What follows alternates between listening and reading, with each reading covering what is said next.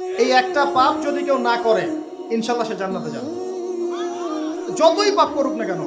বাসায় মা বোন যারা আছে অনেকেই দেখা যায় চুলা আশ্রয় চিরুনি পরে গেলে বলে আজকে মেহমান আসবে। কি আসবে আজকে?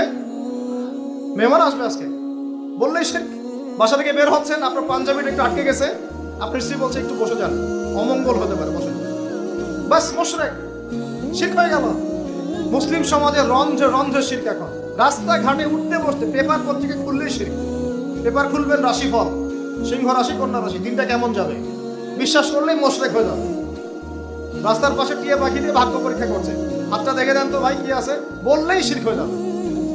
আংটি বিক্রি করছে, আংটি পরলেই রোগ ভালো হবে, হাতে দিল রোগ ভালো হবে এই উদ্দেশ্যে মুশরিক। হাতে দিয়েছে রোগ ভালো হবে, আমার ডায়াবেটিস ভালো হয়ে যাবে, বিসমিল্লাহ, ব্যাস মুশরিক।